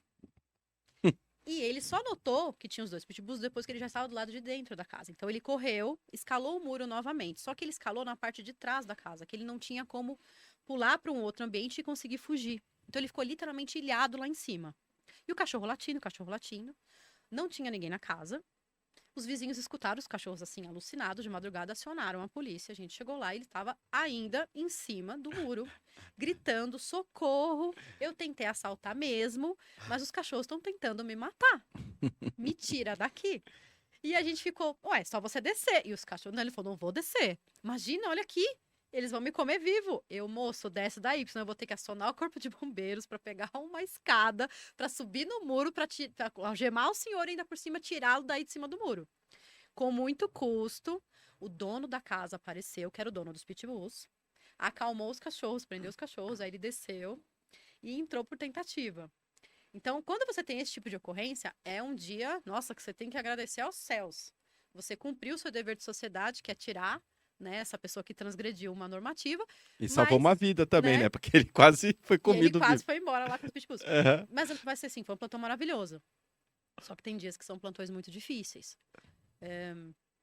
Eu vou contar um outro caso, que foi uma ocorrência que eu atendi, assim, muito próximo de onde a gente está aqui na Barra Funda também, de um cantor famoso, que por razões óbvias eu também não posso falar o nome do cantor, mas é um cantor extremamente famoso, e a gente foi acionado porque o corpo dele estava dentro do apartamento. Então, quando a gente entrou no apartamento, o apartamento estava todo arrebentado. Então, ele tinha uma mesa de vidro, por exemplo, central. Essa mesa estava toda quebrada, vasos quebrados, quadros quebrados. Parecia realmente que ali dentro tinha acontecido uma luta, tá bom? A gente foi ver as câmeras de segurança do andar e do prédio. Não tinha entrado ninguém diferente pelas câmeras do corredor. Ninguém entrou no apartamento nas últimas 24 horas. O corpo foi removido de lá, passou pelo exame de necropsia para entender do que ele tinha morrido. Ele morreu de overdose. E aí a gente percebeu qual era a dinâmica do que tinha acontecido ali. Ele estava consumindo entorpecentes em alta quantidade. Provavelmente bateu alguma coisa dentro da cabeça dele. Eu não sei se ele estava enxergando monstros, se ele estava enxergando espíritos, o que ele estava enxergando. Mas ele mesmo começou a arrebentar as coisas dentro de casa. Então era só o sangue dele, só as digitais dele que estavam nesses objetos todos, quando voltou a investigação que a perícia fez. Então ele quebrou um monte de coisa dentro da própria casa dele e ele entrou em overdose, entrou em óbito. Então ver aquilo, e particularmente eu era fã desse cantor. E eu estive lá, nesse local. Então, quando eu vi aquilo, mexeu muito comigo, porque eu nunca imaginei que uma pessoa que era um ídolo pra mim terminou a vida dele daquela maneira. Sim, para mim foi muito triste. Eu lembro que eu chorei muito, eu fiquei muito mal, eu tive bastante pesadelo. Então, foi um plantão muito difícil. Eu já tinha, nessa ocorrência específica, eu já tinha o amparo da espiritualidade e depois eu consegui entender algumas coisas, né? Eu lembro que eu vi muitas reportagens sobre esse caso. E muita gente falando, desculpa, com todo respeito, mas muita besteira. Ah, ele era um fraco porque ele usava drogas. Ah, ele era covarde porque ele entregou a vida dele dessa maneira. Quem somos nós para julgar a dor dele? Se ele encontrou nos entorpecentes uma forma de fuga de realidade, eu não tenho moral para julgá-lo. Eu tenho que admirar o trabalho incrível que ele entregou enquanto ele estava vivo. Os grandes CDs, os grandes shows que eu cheguei a ver dele. Era um talento, na minha opinião, um talento único. Não vou ter mais um desse, eu acho. Um expoente brasileiro dessa natureza. Mas não cabe a me julgar. Eu não tenho que saber das dores dele. E a espiritualidade me ajudou muito nesse sentido. Primeiro, de não fazer julgamento sobre o que aconteceu ali e só fazer o meu trabalho, que era entender a dinâmica, se aquilo era um homicídio ou não, e não era. Era um suicídio. Foi dado como suicídio, morte acidental, basicamente. E lidar com isso, de falar, nossa, né, uma pessoa famosa, uma pessoa com uma carreira, e era uma pessoa que estava assim. Caramba, por quê, né? Caramba, aí você começa a cair naquilo que eu sei que muita gente acha que é hipocrisia. Ah, que dinheiro não traz felicidade, lógico que traz, dá o dinheiro pra mim que eu vou pra Paris. Eu sempre escuto essas coisas assim. É igual a depressão. Ah, depressão é coisa de gente que não tem um tanque de roupa suja pra lavar. Gente, é de uma ignorância tão grande esse tipo de pensamento. Me desculpa se eu tô ofendendo alguém dizer isso, mas é muito pensamento muito pequeno. O ser humano é muito complexo. Diversos fatores diferentes são capazes de te afetar. Você pode perder um filho e te afetar, você pode perder um bicho de estimação que você tinha como um filho seu e pode te afetar. Você pode ter um filho, seu filho sofreu uma agressão e você perder totalmente a racionalidade, você cometer um crime em cima do agressor do seu filho. Então você não sabe o que a vida pode te trazer. Como que você sai assim criticando pessoas? Então, sim, eu tenho plantões que são muito bons, nesse sentido de que as ocorrências são leves, são até divertidas, mas a gente tem plantões que são muito difíceis. Antes de eu ter espiritualidade comigo, eu levava tudo pro pessoal. Então, eu ficava mal por semanas. Eu não conseguia dormir. Cheguei a ter terror noturno, ansiedade, perda de apetite, insônia. Depois que eu trouxe a espiritualidade para minha vida, que eu comecei a parar de questionar, parar de criticar, parar de julgar. E comecei a tentar entender e a fazer exercício de empatia. Eu comecei a entender que as pessoas têm um ciclo de vida. Eu já tive ocorrências que eu não participei da ocorrência em si, mas tomei conhecimento que foi com um colega. De um jovem, 22 anos, encontrado morto também, num apartamento, mas esse foi encontrado pelos pais, encontrado morto. Sem histórico nenhum de doença cardíaca ou de doença pré-existente qualquer outra. Fala, nossa, mas o que aconteceu? Sem sinal nenhum no apartamento de que teria acontecido uma luta ou que poderia ter sido um assalto que deu errado. Nada, nada, nada. Simplesmente o corpo deitado no sofá. Pacífico. E a hora que foi feito o exame de necropsia, não conseguiu chegar no porquê ele morreu. Então, o laudo saiu como inibição cardíaca. A inibição cardíaca é o seu coração para. Ele parou por quê? Parou. Ele parou. Você acerta um nervo que tem na parte, por exemplo, na parte aqui da sua nuca, e você simplesmente desliga, como se desligasse. Uma morte totalmente pacífica. Aí você vai encontrar um porquê dessa morte? Não. Porque encerrou o ciclo dele. Encerrou o ciclo dele. A vida, às vezes, a gente não pensa nisso, mas ela é muito curta. pra eu ficar pensando em ódio, pra eu ficar pensando em vingança, pra eu ficar pensando em eu ser a justiceira, em eu querer ser a super-heroína. E a gente tem por aí várias pessoas que sofrem de síndrome do impostor, que não se sentem capacitadas, que não se sentem legítimas para aquilo. E, gente, o dia tá passando, o dia tá indo. E eu vou contar agora uma coisa que não tem nada a ver com a polícia, mas que aconteceu recente, 2 meses atrás, maio. Eu, além de ser policial civil, eu também sou professora de dança. E eu dou aulas numa academia lá na minha cidade, que é a cidade de Itupeva, a MK. Eu dou aulas às sextas-feiras à noite lá. E eu tenho um grupinho fixo de alunas, né? Que estão comigo aí já há quase 2 anos. Qual tipo de dança? Salsation. Ah, Salsation. É uma Legal. modalidade, assim, super diferente. Ela é uma modalidade que é de baixo impacto. Então, desde da senhorinha de 70 anos até o adolescente que quiser dançar, tá ali. Não vai machucar suas costas, não vai danificar seu joelho, não vai dar problema no seu ombro. Então, os passos, as coreografias são montadas para baixo impacto. E são coreografias que focam muito em abdômen. Então, eu tenho uma dissociação corporal. Então, se eu tô mexendo o ombro, eu tô no ombro. Se eu tô no abdômen, eu tô no abdômen. Então, para você conhecer melhor o seu corpo. E a segunda coisa que é muito legal é o lirismo. Então, a gente toca de tudo. Então, tem sertanejo, tem axé, tem funk, tem samba, tem música internacional, música espanhola, tem tudo. Tudo. Consegue achar qualquer gosto, você encaixa lá. Quem tiver curiosidade, joga no YouTube, Salsation, que vocês vão encontrar. Então, eu sou professora de dança também. E eu tenho esse grupinho de alunas, que estão comigo aí, como eu falei, há pouco mais de 2 anos. E a faixa etária das minhas alunas é de 30 a 60, tá? A minha mãe, inclusive, tem 63, ela faz aula comigo. Então, uma dessas minhas alunas, a Érica, não sei onde você está, espero que você esteja aí me protegendo, mas a Érica, um pouco mais de 40 anos, a aluna mais disciplinada que eu tenho, tá bom? Então, alimentação 100%, fazia jiu-jitsu, fazia aula de dança, fazia academia de musculação, totalmente fitness, tá? Sem doença pré-existente. Ela estava no tatame, numa aula de luta, estava no tatame. A instrutora estava passando as informações do que eles iam fazer naquele exercício do dia. E ela estava sentada, ela não estava fazendo exercício, nada. Ela estava sentada, escutando as instruções. E ela teve um mal súbito. Ela só tocou na mão de uma colega e simplesmente desmaiou. E foi embora. nossa. Assim, a aluna mais saudável que estava na minha turma. Foi embora. Foi. Fulminante, infarto fulminante, foi embora. Não deu tempo de socorrer. E eles estavam num clube que tinha toda uma estrutura e tudo. Não deu tempo de socorrer. Foi ali, fulminante. E aí pegou todo mundo de sopetão. Como eu já venho, né, assim, de 10 anos de segurança pública, eu já vi muita coisa, eu fiquei surpresa, claro, porque eu jamais esperei que isso fosse acontecer com ela. Mas não foi uma coisa que me jogou. Que eu falei, nossa, o que eu tô fazendo da minha vida? Deus é injusto. E vim com todos aqueles questionamentos, né? De quem sofre por uma grande tragédia. Claro que eu sofri muito. Não tem uma coisa que a gente faça, eu e as minhas alunas, que a gente não lembre dela. Então, toda vez que a gente se encontra, as minhas alunas e eu, nossa, a Érica ia gostar dessa música. Caramba, a Érica ia adorar esse evento que a gente tá marcando. Nossa, a Érica ia adorar essa decoração, porque ela adorava tudo isso. Adorava evento, adorava decoração, era com ela mesma. Grandes decorações que eu fiz de eventos, foi graças a ela. Ela que vinha com EVA, ela que vinha com molde, ela que vinha com vídeo de tutorial do YouTube. Então, é uma pessoa que faz muita falta pra gente. Mas eu consegui entender. A visão que eu tenho do que aconteceu com ela foi: ela era uma pessoa tão incrível, ela era uma pessoa tão maravilhosa, ela era uma pessoa tão evoluída, e era mesmo, que a missão dela já estava concluída. Ela não precisava mais ficar aqui.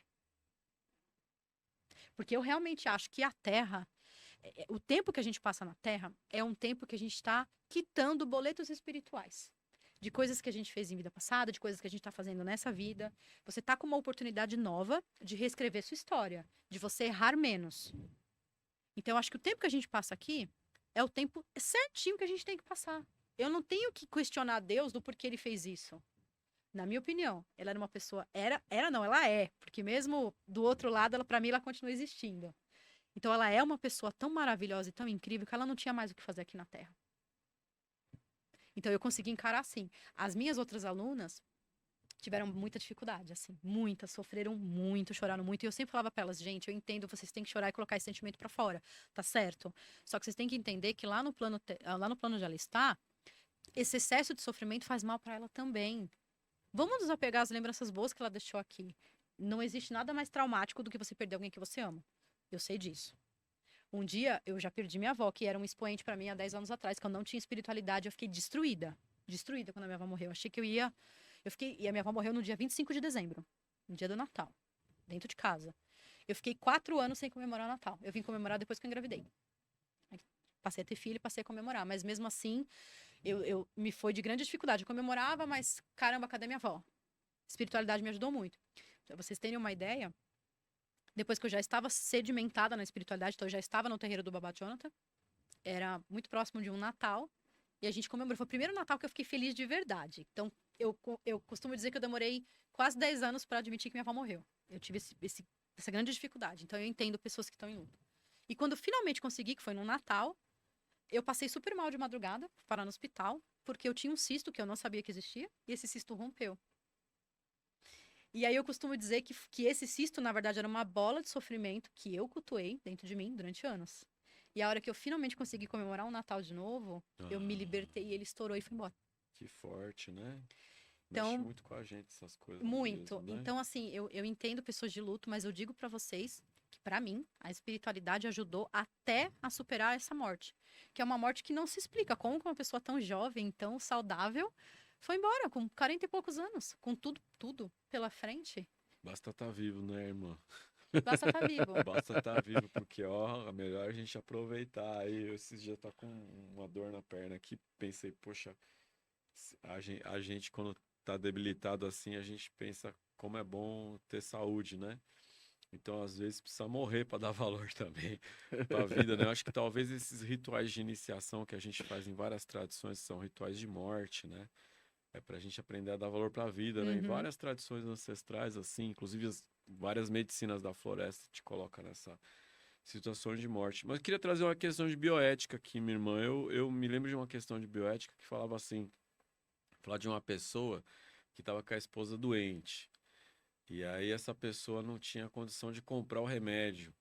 E aí a questão era a seguinte, né? Ele se mantém honesto, não roubando, mas vendo a esposa doente sem o remédio, ou rouba o remédio, mas leva esse remédio para a esposa. Questões de vida que são uma encruzilhada. Eu traria essa questão como o quanto, né?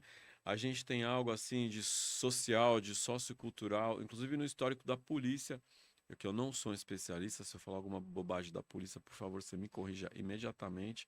Mas, se eu não me engano, o histórico da polícia, ela surge principalmente para proteger quem tem posse, né? Quem tem propriedade. E aí, quando a gente tem aquela época em que tem o que foi chamado de libertação dos escravizados, e aí você tem também, né, quem mora na favela, quem mora na cidade. Então, quanto isso influencia, né, na tomada de decisão de escolha da vida, e o quanto a gente está falando de uma questão de caráter, né, ou uma questão social, ou uma dor, né, o que leva, como é, porque não existe uma resposta certa, lógico, mas como é estar diante de esses tantos questionamentos assim sobre a alma, né, sobre o ser humano, né, como que a gente olha para o outro como o bandido, o ladrão, sem que eu tenha nascido onde ele nasceu, sem que eu tenha vivido o que ele viveu também, né? Vocês lembram que eu disse para vocês num exemplo do não julgar o próximo? E eu dei o exemplo do, olha, e se você agrediu o agressor do seu filho? Eu sempre penso nisso. Eu tenho filho. Eu sempre penso assim, e se o meu filho, Deus me livre, mas e se meu filho sofrer um assédio, um abuso de fato, uma coisa Olha, concreta? amiga, Como eu vou reagir? Será que eu me tornaria criminosa? Porque eu sou uma pessoa que corre sangue nas minhas veias. Por mais é, que eu conheça todas as leis, por mais que seja todas as garantias, como eu reagiria num caso real? Como eu não sei, eu não tenho uma resposta para dar. Hoje, na consciência que eu estou totalmente fora do problema, só numa questão hipotética, eu diria, claro que não sou justiceira. Eu faria essa investigação, passaria para um colega, porque eu sou emocionalmente envolvida naquela questão, o colega resolveria, faria a prisão desse agressor do meu filho, a gente levaria isso para a justiça aplicaria a lei como tem que ser feita. Essa é a resposta correta. Essa é a resposta racional. A gente não está falando de racional aqui. Você me trouxe uma questão. Eu estou com a minha esposa doente. Eu não tenho condições de comprar um remédio. Esse remédio não é dado pelo SUS. Eu já até entrei com fui na defensoria, pedi para um defensor público me ajudar. Ele entrou com uma ordem ganhou essa ordem de mandado de segurança, lá o juiz concedeu a segurança para o SUS se virar e me dar esse remédio. O SUS não deu. Ela depende daquilo para sobreviver. Eu vou te falar. Se fosse comigo, eu não sei o que eu faria. Pois é, bioética é isso. É. Eu não sei o que eu faria. Eu não posso dizer. Eu posso dizer que Difícil dizer o que você, independente da lei, da letra da Exato. lei, o que é o correto e o que é errado, né? E eu acho que eu posso dizer a para moral, vocês. ela fala que às vezes a lei toma o certo pelo errado e o errado pelo Pelo certo. certo, né? Eu posso dizer para vocês assim, se o exemplo fosse um alimento, a própria lei tem uma coisa que resolve isso, que é o furto famélico. Então, se eu furto um alimento estritamente para eu não morrer de Satisfazer a fome, fome, para satisfazer a é. fome, então eu não estou falando de 1 quilo de picanha e uma garrafa de cachaça. Estou falando de um pão, de um leite, de um biscoito. E eu entrego aquilo para o meu filho, entrego aquilo para minha esposa. A gente está dentro do direito que a gente chama de princípio da insignificância. Então, aquele valor monetário daquele objeto é tão baixo e a circunstância da fome foi tão alta que aquela pessoa, em tese, pelo menos, não deveria ter sido presa. Então, eu vou dar o ponto de vista jurídico para vocês. A polícia, numa situação dessa, ela tem que registrar a ocorrência porque ela é obrigada a registrar. Se ela não registra, ela está na condescendência criminosa. Então, a gente responde se a gente não registra aquele ato. Só que o delegado de polícia, junto da equipe, ele já coloca ali no boletim de ocorrência. Olha, a situação foi uma situação extrema, essa pessoa estava passando fome, ela furtou um pão, ela furtou um pedaço de biscoito. Ele mesmo já pode colocar no BO ali a circunstância do princípio da significância. O Ministério Público, através da figura do promotor, vai ou não concordar com aquilo. Se ele já concorda de cara, ele nem oferece ação penal. Já resolveu o problema. Mas o Ministério Público pode falar, peraí, quantas vezes essa pessoa cometeu um furto? Ah, ela cometeu 10, 15 vezes. Opa, peraí. Até agora essa pessoa não se recolocou no mercado? Ele pode entender de outra maneira. O promotor tem independência funcional. Ele não precisa estar adstrito ao que o delegado colocou no inquérito. Ele pode fazer uma denúncia. Aí o juiz, ó, você vê, já é a terceira pessoa. E o juiz pode ou não concordar com a denúncia do Ministério Público. Se ele concorda, ele condena essa pessoa. Se ele não concorda, se ele realmente enxerga ali essa excludente, que a própria lei já prevê, já está fora, já está excluído. Não posso te dizer se isso aconteceria no exemplo prático que você me deu do medicamento, né? Porque quando a gente fala de furto famélico, a gente está falando de realmente algo que você vai consumir para não morrer de fome. A gente está numa situação de perigo de vida? Está. É uma situação extrema? É. O que eu posso te dizer? A lei nos obriga a registrar essa ocorrência. Tá? Porque senão a gente responde no âmbito administrativo. É a letra da lei, né? É a letra da lei. A gente Esse tem é o que seguir ponto, né? o que a lei manda fazer. E às vezes é muito dolorido. Então eu já me deparei, não foi a ocorrência que eu atendi, mas também colegas atenderam. E vocês também já devem ter visto algumas coisas assim. Eu já atendi colegas que foram contar que receberam denúncia de criança que estava sofrendo abuso numa determinada residência. E chegou lá, o que aconteceu? A casa era toda arrumadinha, as crianças realmente estavam lá, muito magrinhas e tudo mais, mas elas não estavam em situação de violência, elas estavam em situação de fome, porque a mãe não conseguia se recolocar no mercado, o pai desapareceu, ela ia deixar com quem as crianças para poder trabalhar, não conseguia vaga na creche de período integral, porque falta vaga nas creches, então ela não conseguia. Que situação, o que ela faz nisso? Olha que situação complicada. E os policiais foram lá, fizeram uma vaquinha entre eles e compraram cestas básicas para essa pessoa. Ah, que maravilha. E isso já aconteceu várias vezes. Então, você vê, era uma falsa denúncia, provavelmente de um vizinho que deve ter escutado as crianças chorando constantemente, provavelmente pedindo comida. E chegando lá não era nada disso. As crianças estavam bem tratadas, mas elas estavam numa situação de fome, porque essa mãe estava numa situação que vai deixar com quem para trabalhar. E isso é, com todo respeito aí aos empresários, é uma crítica até que eu gostaria de fazer, tendo essa oportunidade. A gente tem sim no mercado brasileiro um grande número de mães solteiras. E essas mães só precisam de uma chance para se colocar no mercado. Só de uma chance. Para poderem dar sustento e dignidade para os filhos. E as empresas não gostam de contratar, né, aparentemente, mãe solo. Porque ela sempre pergunta, vai deixar seu filho com quem na entrevista? Estou dizendo isso porque eu sou recrutadora. Então eu sei, quando eu entrevisto meninas que têm filhos, e eu não pergunto, porque isso para mim é indiferente.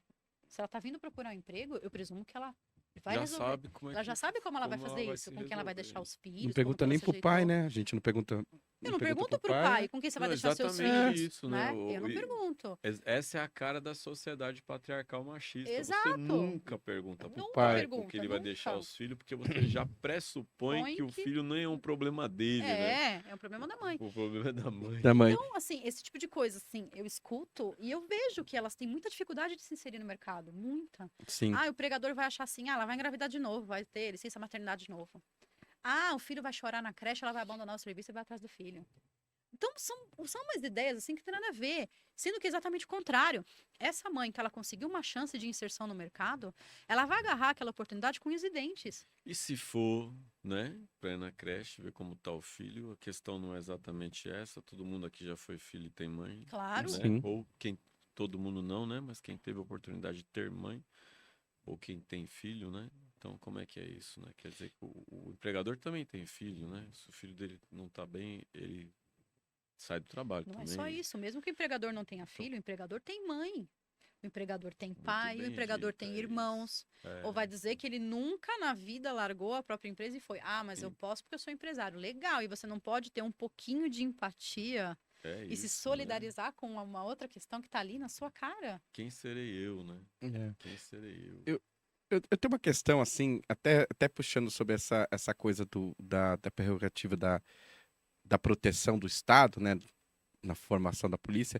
A gente teve, assim, durante muitos anos, é, o Estado, na verdade, contra os terreiros, né? Hoje o jogo está inverso, né? É o traficante que vai lá e destrói o terreiro. Mas a gente teve durante muito tempo essa coisa do Estado contra os terreiros. Acho que um dos grandes exemplos é o Morro do Vidigal, né? O Vidigal recebe o nome do Vidigal, que é o Capitão Vidigal, que ele aparece, inclusive, na literatura do Memórias de um Sargento de Milícia.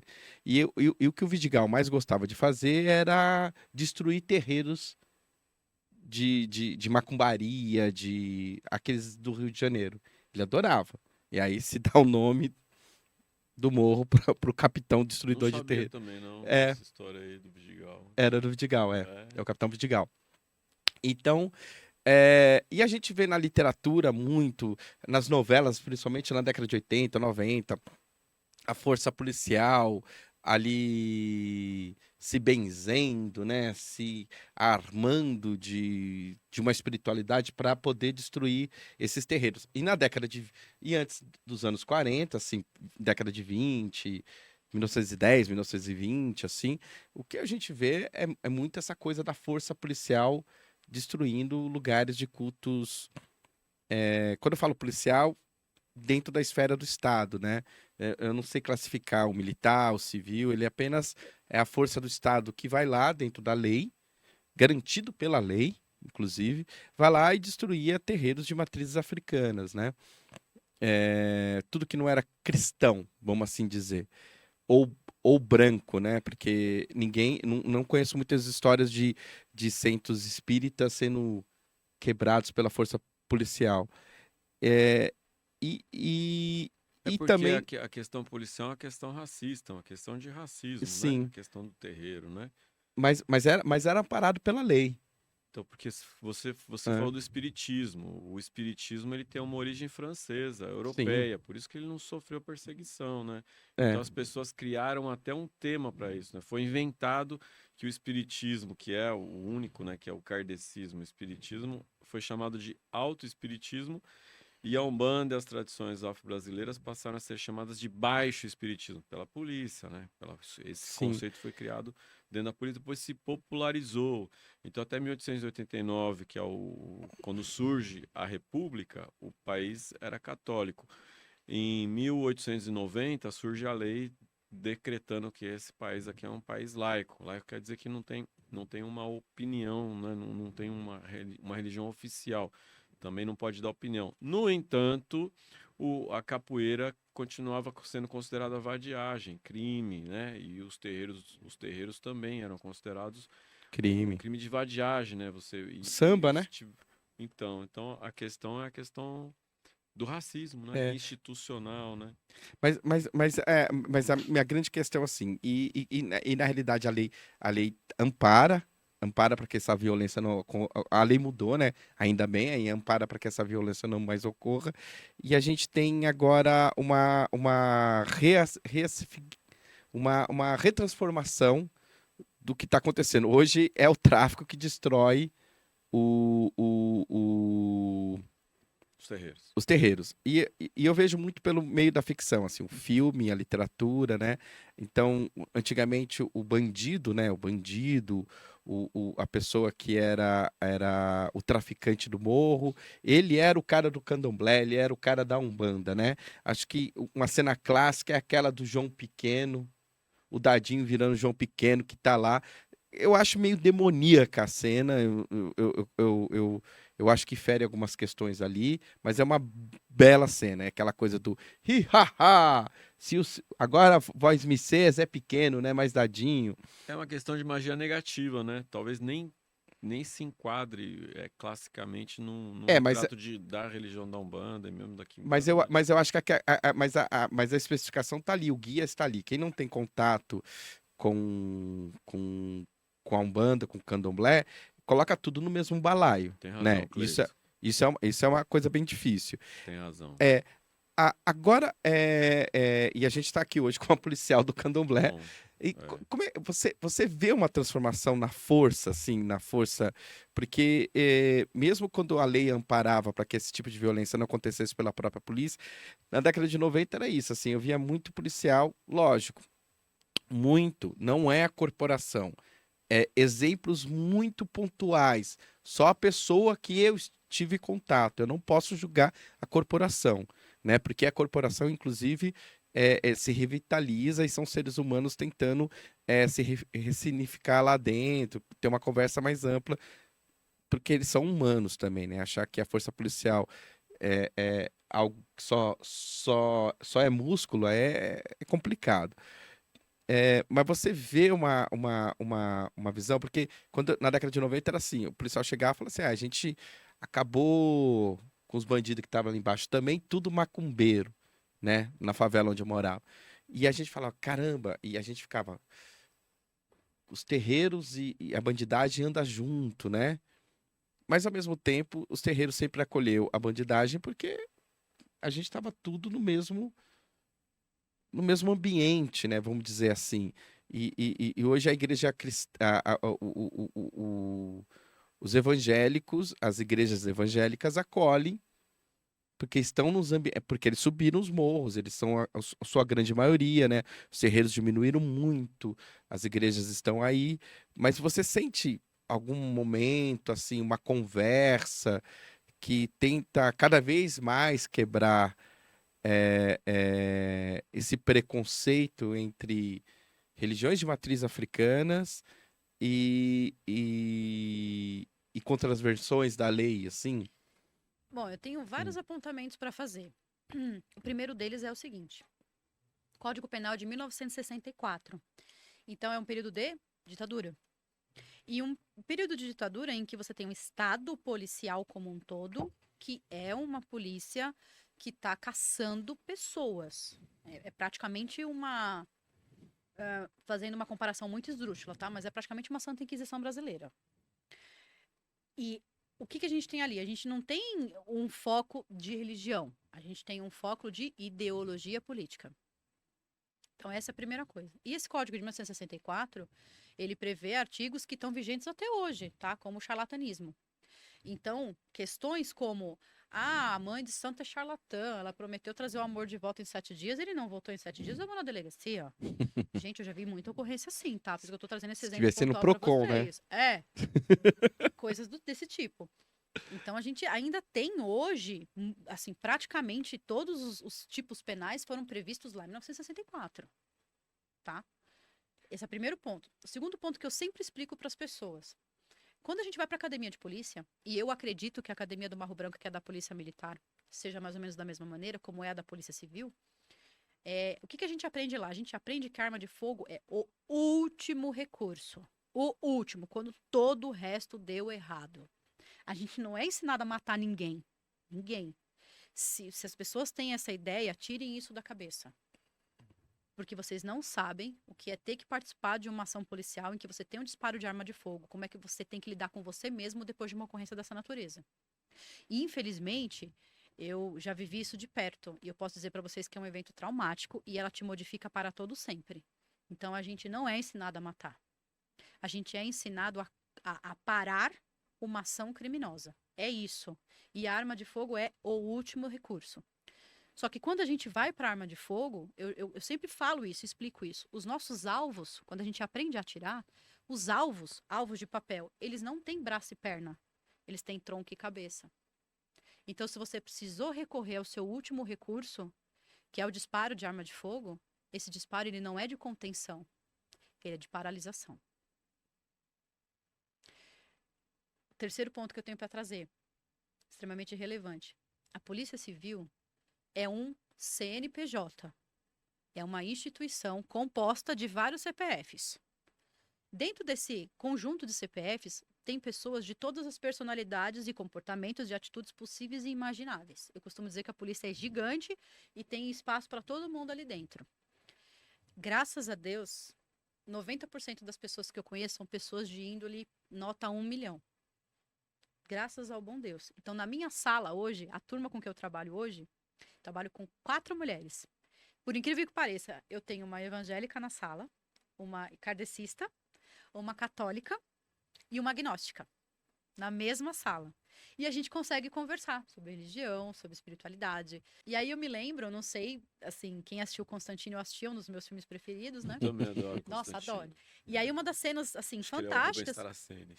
e aí uma das cenas fantásticas que ele tá conversando, ele vira e fala assim, olha, se você acredita ou não no espírito negativo, que lá ele vai chamar de diabo, né? Dentro da história do filme é o diabo, não tem problema, porque ele acredita em você. E isso é muito interessante quando ele fala isso. Então, se você não acredita na espiritualidade, não tem problema nenhum, ela tá ali. Ela tá ali. Uma hora, quando ela se fizer necessária na sua vida, ela vai se manifestar. E por que o Clayton falou lá atrás nessa questão da dor? Porque grande maioria das pessoas que partem para a espiritualidade, partem porque elas estão com uma dor muito profunda. Perderam um ente querido e não consegue se conformar.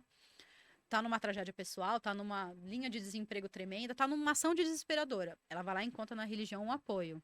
Mas o ideal não seria que a gente fosse para a espiritualidade num momento positivo da nossa vida?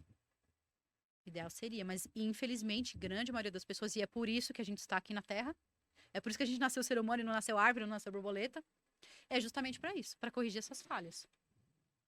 Que são falhas muito complicadas e muito profundas. E tem crime de estelionato hoje, não é isso? Estelionato espiritual, não é? Tem. É tipificado, eu quero dizer, que tem precedente, né? De estelionato Tem, espiritual. Então, tem. hoje, a pessoa que pretende, né, subtrair o dinheiro alheio a custas do que não pode entregar, né? E usando a espiritualidade para isso, já se caracteriza como um estelionato espiritual, né? Claro que Então, sim. Eu sei que tem muitas pessoas que estão fazendo fortunas e há anos com essas questões da amarração. Essa é outra questão na qual eu tenho bastante dificuldade. Porque eu não consigo entender por que alguém quer partir para uma magia negra. Aliás, eu vou corrigir. negativo. Para uma magia negativa. Peço perdão pela expressão que eu usei antes. Eu não consigo entender por que uma pessoa parte para essa magia negativa por alguém que não quer, ela não te quer. Pois Ele não é. te quer. Aí você não vai saber se a pessoa voltou porque você fez um trabalhinho ou se ela voltou porque ela te ama, né? E aí tava falando esses dias sobre a pombagira, né? Porque as pessoas pensam muito que a pombagira faz isso, né? E a pombagira é justamente o contrário. A pombagira te dá força para você olhar para quem não te quer e falar: chega. A pombagira é aquela que desata o nó, né, irmã? Aquela que solta, que fala: pô, vai. A pombagira traz o teu amor de volta, é amor próprio, né? Você se ama. Então, quando você se ama, não fica mendigando, né? Ah, não dá. Viver de migalha sentimental alheia. Eu acho que isso é um crime contra você mesmo. Aí a gente vai voltar de novo, ó, rebobina a fita lá no começo. Você tem que ser seu melhor amigo, não seu pior inimigo. Então eu não consigo entender por que o ser humano é o seu maior sabotador. E uma vez eu escutei não, naquele livro, Morada do Sol. No Morada do Sol, que eu fiz a narração. Eu acho que sim. No Morada do Sol. No Eu acho Morada que do sim. Sol, Ela narrou também comigo. eu narrei. É. O Morada do Sol, ele tem um ensinamento que é muito legal. É num dos capítulos, né? Que a ideia é a seguinte, olha. A gente recorre muito à espiritualidade para responder alguns porquês que a gente não consegue entender sozinho. Então, vai me dizer que Nenhum de nós três aqui, quando jogou um búzio ou quando fosse consultar com o Exu Pombagira, não perguntou assim, mas ele me traiu? Mas eu vou ser demitido? Mas eu vou passar naquela entrevista? Eu vou passar naquele concurso público? Duvido, porque todo mundo que eu conheço, que já passou em consulta, fez alguma dessas perguntas. Que é o normal. Deixa eu te perguntar uma coisa. Eu digo que você vai passar num concurso público. Você vai autoconfiante e com arrogância para aquela prova. Você não vai passar. Porque você estava arrogante, você estava com um instinto de prepotência e você fez aquela prova de qualquer jeito. Você não vai passar. Se eu digo para você que você não vai passar, você vai entrar derrotado ali dentro. Então, por mais que as questões sejam óbvias, você já entrou sabendo que você não vai passar. Você vai fazer a prova como? De qualquer jeito. Então, adianta eu perguntar se eu vou passar no concurso público? Não. Eu acho que tem umas perguntas que não devem ser feitas mesmo, né? Traição, morte, né? Até porque a traição é uma coisa tão subjetiva, né, minha irmã? Porque antes de você ser traído, você já está se traindo na situação, senão você não estava ali naquela situação para viver E que aquilo, né? tempo, né? E que tempo de vigília, né? É, É o tempo de vigília, eu vou vigiar. Eu vou vigiar essa pessoa, eu vou pedir para a entidade, eu vou contratar os serviços de investigações da entidade. É a relação do PROCON, né? Trazer o amor em 7 dias. É, Eu acho que deveria ser denunciado no PROCON. Não aconteceu, vai no PROCON. O outro é a relação de vigília, né? É uma espiritualidade que está em outro plano e a gente pede para vigiar apenas uma situação temporal, né? Porque a relação do desejo você não tem controle, a pessoa pode extrair a qualquer relação do seu tempo, fora do seu espaço-tempo, e isso quer dizer muito mais do tempo que vocês estão juntos, ou seja, o tempo que vocês estão juntos não se resolvem, não há diálogo, não há compreensão, então vocês separam, cada um está no seu espaço-tempo, a traição ocorre e você pede para uma entidade que está fora desse espaço-tempo vigiar essa coisa insignificante. Em vez de perguntar o que está acontecendo, qual é a abertura. aceitar, olhar no olho, né? Me dê compreensão para É. que eu possa chegar nesse diálogo com o meu parceiro, né? Mesmo que seja um diálogo de ruptura. É pedir que esse tempo, que esse encontro de tempo, de espaço-tempo, tenha um diálogo, porque o difícil, realmente, eu percebo que quando essas pessoas fragilizadas vão atrás desses serviços. desses serviços, desses engoldos espirituais, eles vão porque, na realidade, é difícil se perguntar, né? O que é que eu preciso trazer para fora para o meu relacionamento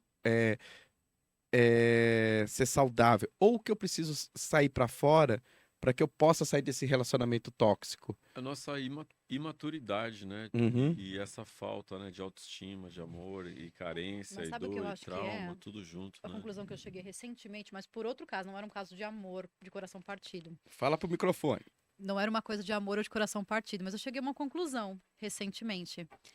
Um dos maiores defeitos que o ser humano tem, e agora eu tô falando com meia-culpa, porque eu também já tive não, diuturnamente ainda tenho, é a falta de senso crítico.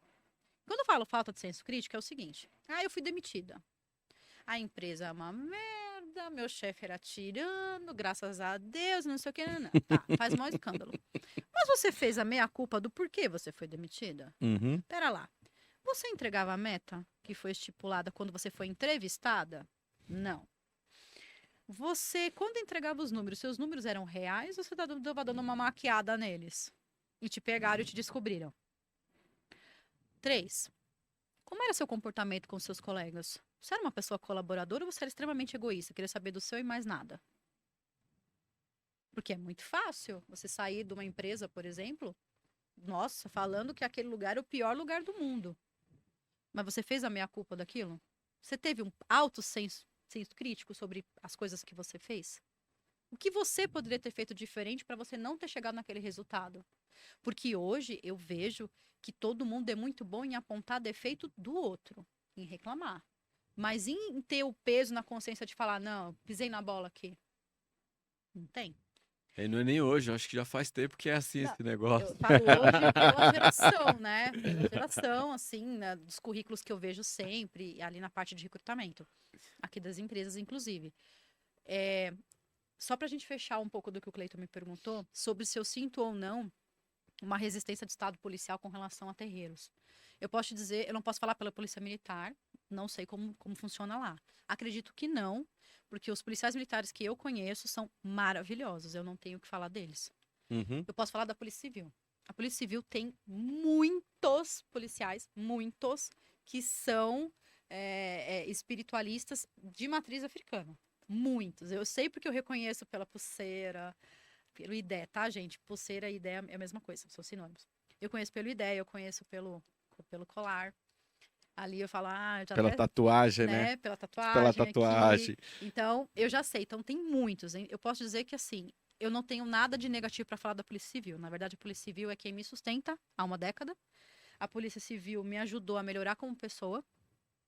Me mostrou, através de chefes que eu tive. Tive alguns chefes que não foram bacanas? Tive. Mas que também foram necessários para o meu crescimento. Como eu tive chefes que foram e são maravilhosos. Pessoas assim que eu nunca imaginei que eu fosse encontrar ali. E me surpreendi muito. Pessoas que são humanas. Eu sei que existe da sociedade para com a polícia uma resistência muito grande. Uma resistência que é justificada do ponto de vista da história do Estado policial da época da ditadura. Então eu entendo. Mas também existe bastante preconceito. Por que eu falo isso? Vários vídeos que a gente consegue ver, principalmente em TikTok por aí, de denúncias, são sempre do tipo, a polícia, ela bate na cara do favelado, né? Vê se ela bate na cara do político, quando ela vai prender. A polícia, ela chega nos bailes funk atirando, ela não quer nem saber. Vê se ela chega numa festa de bacana, na época do Covid, né, que era proibido da festa, e chega desse jeito. Eu escuto e vejo vídeos direto desse tipo de crítica. Então, eu consigo entender, sim, essa grande mácula que existe em cima da minha instituição. Mas eu posso afirmar para vocês que a minha instituição é uma instituição feita de CPFs e CPFs de pessoas que são genuinamente boas, de pessoas que são honestas. Porque eu também sei da fama em paralelo que tem da Polícia Civil do Estado de São Paulo. Eu vou falar para vocês.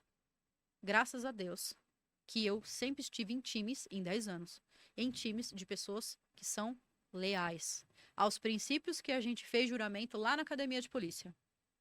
E que é muito difícil, porque a gente escuta que a gente não está fazendo mais do que a nossa obrigação, escuta vários desaforos em plantão policial. Vocês não sabem o que é um plantão que está com 4 flagrantes ao mesmo tempo. Então, eu tenho lá a Polícia Militar trazendo uma ocorrência, a Guarda Municipal trazendo uma ocorrência, 2 equipes de policiais civis trazendo ocorrência. 4 flagrantes. Tá, na madrugada. Além disso, outras vítimas que já estavam na fila com 100 esperando para serem atendidas. Então, é uma noite que eu vou demorar, não 12 horas de plantão, eu vou demorar 16, quase 20 para ir embora. Para eu conseguir atender todas essas pessoas, fazer todos esses flagrantes. São muitas peças. Cada vez que tem uma prisão em flagrante, por exemplo, eu tenho que pegar esse suspeito, levar ele pro ML para saber, para ele fazer o exame, para demonstrar que a gente não bateu nele, ou que a outra polícia que trouxe ele até nós também não o agrediu. Então, ele tem que fazer o exame de corpo de delito, IML. E aí é o tempo que demora lá no hospital para fazer esse IML. Às vezes demora um pouco. Aí eu tenho que fazer planilhá-lo. O que é o planilhar? É tirar as digitais dele para saber se o documento que ele está apresentando é real ou não, se ele é aquela pessoa que ela está dizendo que é. Então, eu tenho que planilhar essa pessoa, mandar para o IRGD para ter essa confirmação. E fazer todas as peças. Que peças são essas do flagrante? Eu tenho que fazer o interrogatório daquele suspeito. Eu tenho que fazer a oitiva dos policiais que o conduziram até lá. Se tiver testemunha, tem que fazer a oitiva das testemunhas. Se tiver uma vítima plenamente identificada ali da hora da tentativa do ilícito, eu tenho que ouvir essa vítima. Olha quantos depoimentos eu tenho que formalizar no papel e colocar. Então, cada flagrante demora para ser feito. Então, é um plantão super longo. E a vítima que estava lá esperando, ela já está muito brava. Porque ela está o quê? No pior dia da vida dela. Por isso que ela teve que procurar a polícia. Ela está tendo que esperar horas para poder registrar uma ocorrência. E eu entendo a frustração dela. Porque se eu estivesse no lugar dela, eu também estaria muito brava. E ela vai começar a fazer o quê? Essa polícia é uma merda. Nunca vi isso demorar tudo isso de tempo. Que bosta, tô pagando o salário de vocês. Gente, essa frase que mais me incomoda de ouvir na face da terra. Né, a pessoa falar um Estou negócio pagando o desse, seu né? salário. Nossa, isso acaba com qualquer ser humano. E essa frase, eu escutei... Eu mesmo tô pagando meu salário. sabe? E essa frase, eu escutei numa reunião uma vez na escola do meu filho. Mas não foi um pai que falou pro professor, foi o professor que me narrou isso. meu filho teve uma coisa na escola, ele sofreu um acidente na escola, caiu, a escola me ligou para justificar que eles iam dar uma medicação para ele e que o cortezinho que ele tava foi em relação à queda. E aí, como eu gosto bastante de conversar com a professora e com a diretora da escola, a gente começou a conversar. E eu perguntei, como aconteceu essa queda? Foi o amiguinho que passou a perna nele e caiu. Falei, caramba, né? Então, e esse amiguinho? Aí veio a história do, então, esse Então, amiguinho, ele é complicado, ele empurra os coleguinhas, ele fala palavrão, ele não sei o quê, né? Aí eu, né? Nossa, mas vocês não falaram com os pais dessa criança? Não, a gente falou. Falei, e aí, o que deu? Eu tive que escutar que eles estão pagando meu salário.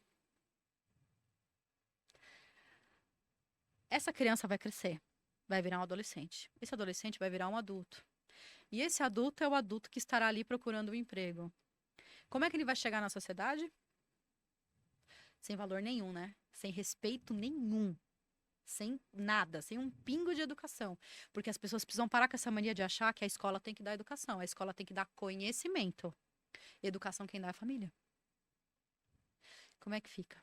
Então, essa frase que a professora escutou, eu também escutei dentro da polícia, num plantão policial. Então, dói, gente. Dói. Dói porque a gente não demora para fazer ocorrência porque a gente não quer te atender, porque a gente é sacana. É porque tá caótico. É a questão de entender, né, o espaço do outro e essa questão também de como é que a gente respeita, né, o lugar de cada um, essa alteridade, né? Então, a gente tem uma questão de educação mesmo, muito delicada hoje, né?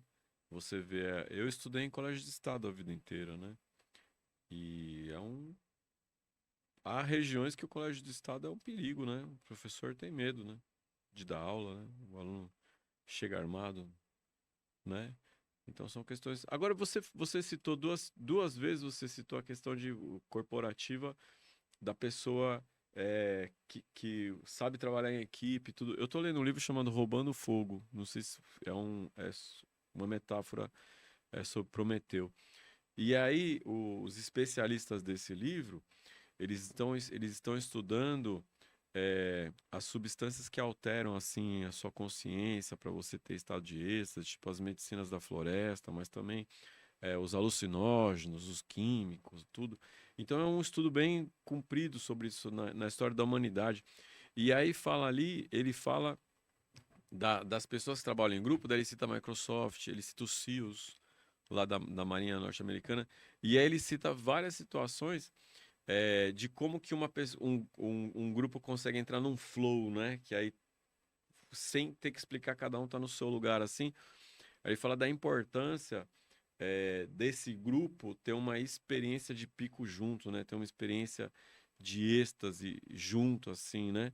E como que isso envolve a gente, né? Porque a gente pensa muito de colaborar, de trabalhar em equipe, colaborar, mas esse colaborar, ele não é uma coisa real enquanto eu não tenho uma empatia real pela pessoa, né? Se eu não passei nada com você, não temos nenhuma relação, só na hora de contratar, falou, você sabe trabalhar em equipe? Sei, sabe trabalhar? Sei. Então vocês vão trabalhar proativo. junto. Mas se não passou uma coisa junto, né? Que eu acho que na questão da corporação, né? Você, depois que passa uma situação dessa de dor, né? Estando em campo, né? Na rua, trabalhando, isso deve criar uma relação entre as pessoas que se convivem, né? Que trabalham junto, né?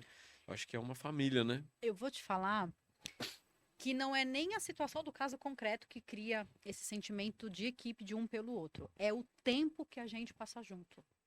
Porque na matemática, no cronograma, você passa mais tempo com o seu parceiro do que você passa com a sua família. Então, na polícia, a gente tem basicamente 2 tipos de horário, tá? Que é o horário do plantão, 12 por 24, 12 por 36 ou 12 por 72. Ou de segunda a sexta, horário de chefia, das 9 às 18. Quantas horas sobram para você ficar com a sua família e desconta o tempo que você dorme? Então, você passa muito mais tempo com o seu E parceiro. você geralmente tem horário trocado com a família, né? Exatamente. Porque a tua folga não é folga da família, né? Exato. Então, querendo ou não, de espaço de convivência real, física, você passa mais tempo com o seu parceiro. Então, nas instituições policiais, assim como são os médicos plantonistas também, as enfermeiras, todas essas carreiras, que são carreiras que o serviço é contínuo, né? Que a gente chama que o serviço não pode parar. você vai ver que essas pessoas criam muito laços entre elas, porque elas passam muito tempo juntas. E depois de determinado tempo que você convive com uma pessoa, ela não precisa nem falar pra você mais. Você olha pra aquela pessoa, ela já sabe o que você tá pensando. De tanto tempo que você tá com ela ali. Forte, né? Então, é uma pessoa que você cria um laço de confiança É. muito forte. E é até engraçado, porque quando uma tira férias, a outra costuma tirar também. Pra saírem juntas e voltarem juntas, né? Você começa a criar esses pequenos hábitos. Então, quando você troca de equipe, também é difícil, porque você tem que conhecer todo mundo de novo. Tem que pegar a afinidade todas de novo. Então, em 10 anos, eu troquei de equipe algumas vezes. Então, eu fiz esse processo de conhecer todo mundo de novo, do zero, algumas vezes. Mas É. você vai pegando. E não tem jeito, você passa muito tempo com essas pessoas. Então, você começa, inclusive, a perceber a sabedoria delas. Como eu falei, dentro da minha sala hoje, nós somos em 4 e em 5 contando comigo, né? E cada uma delas tem uma religiosidade diferente. E eu consigo entender o porquê que cada uma fez aquela opção. Então, por exemplo, eu tenho da colega que é evangélica, ela traz o que o pastor fala. Eu acho muito legal o que o pastor fala.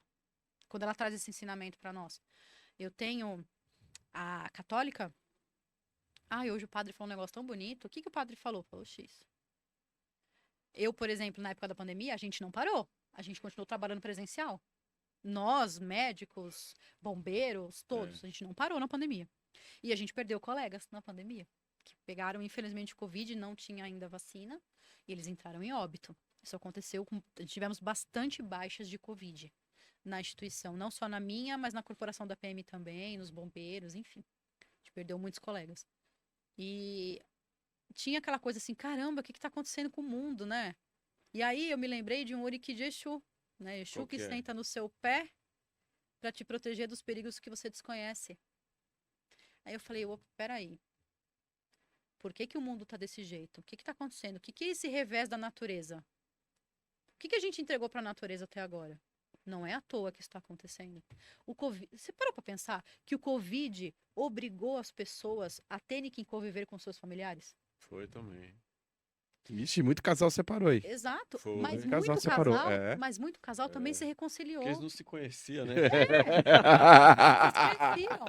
Mas, né? Já não perdi muito tempo. Quando eu Casal casei- trabalhou em horário trocado, É, né? quando eu um tá casei com trabalhando, você, sai- o padre não falou que ia ter que conviver aí. Como que é essa Então, coisa? E o que a gente teve? A gente teve É. muitos divórcios, mas teve muitas reconciliações e teve um pico gigantesco de novas gravidez. Vocês perceberam isso?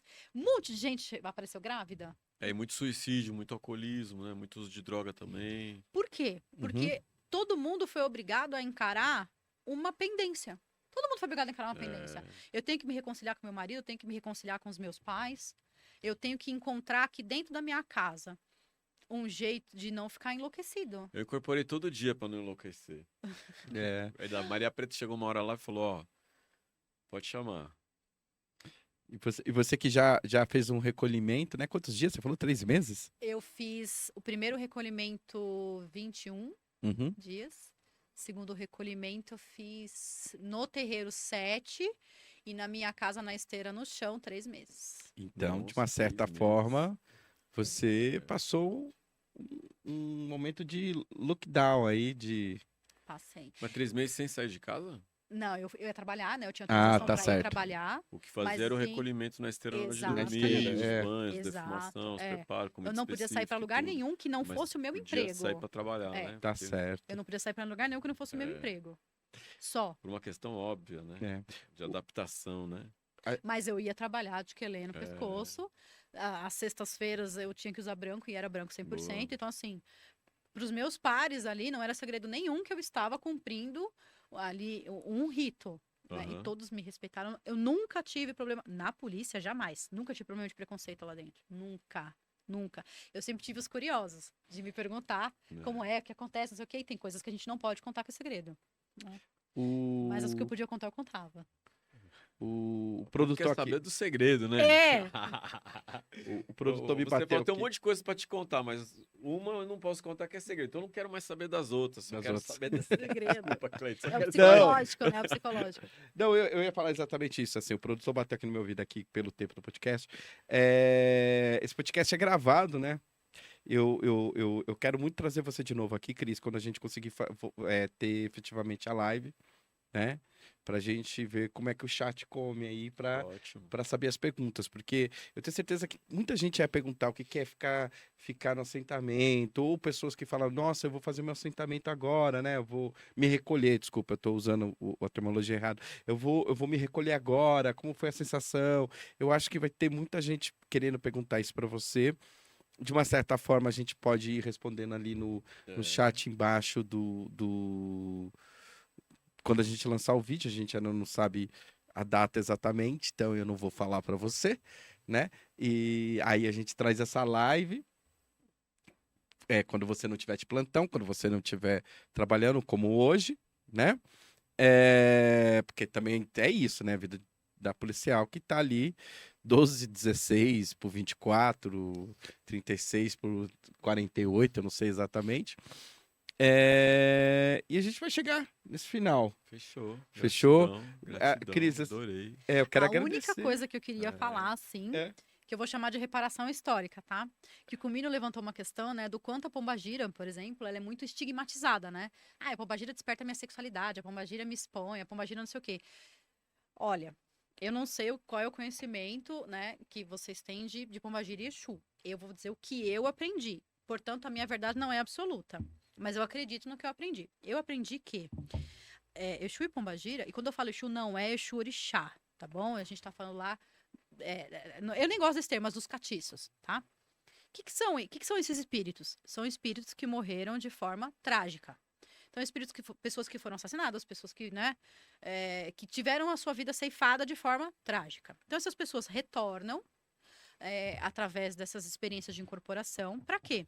Para desenvolver aquele médium que o está recebendo, mas ao mesmo tempo se desenvolver também. Então, são pessoas que tiveram tragédias enormes na vida delas e que têm um enorme ensinamento para te passar. Então, ela não vai vir para você arrumar namorado. Ele não vai vir para você só arrumar dinheiro. Não é isso. Ele vai vir para te evitar que você tenha o mesmo fim que ele. Então, eu fico particularmente muito chateada quando eu escuto essas coisas assim, né? Que rebaixam esses espíritos como se eles não fossem nada, como eles fossem só coisas zombeteiras, que vêm para motivos fúteis. Ah, ele vem só para beber, fumar e dançar. Isso não existe. Ele vem para um desenvolvimento, e é o desenvolvimento mútuo do médium e daquele espírito. E a gente tem que ter respeito por esses espíritos. São espíritos que tiveram vida terrena extremamente trágica. E se você recebe, por exemplo, como é que é o nome dele? Caveira? O Caveira não. É o Trunqueira, não? Como é que é? Que você falou Quem? no começo? Juca Tranqueira. O Juca Tranqueira. Certamente o Juca Tranqueira é um familiar seu de tão distante. Porque eu não consigo acreditar que o espírito que está vindo incorporar em mim não tenha ligação de ancestralidade nenhuma comigo. Com certeza, ele pertence à minha linhagem de séculos atrás. Séculos e séculos e séculos. E eu nem sei. E eu vou tratar esse ancestral meu com esse desrespeito? Boa. E eles Então, são nossos mestres também, né? eu só queria só encerrar o podcast de gratidão. hoje com essa reparação histórica, com essa oportunidade que eu tive de poder falar sobre isso. Sempre é bom falar de Exu e Pombagira, né? Adorei. Então, acho que a gente tá aí mais um programa do Atotocast. Eu tenho gostado muito. Totô. A Totô. Ale, quer se despedir pra gente? Gratidão, minha irmã, pela sua presença, sua palavra, sua fé, seu posicionamento. Gratidão por você ser quem você é, né? Ser uma mulher no Brasil já é resistência, né, minha irmã? E você ainda ter por vida, né, essa dedicação assim, aonde a tua profissão, ela é um legado, né? E guerreira, né? Você é uma inspiração para nós e para tantos que vão te ouvir aqui, é uma inspiração. Muita gratidão, viu? Pela sua vida, por ser quem você é. Obrigada. Todos os orixás lhe abençoem sempre. E até mais, pessoal.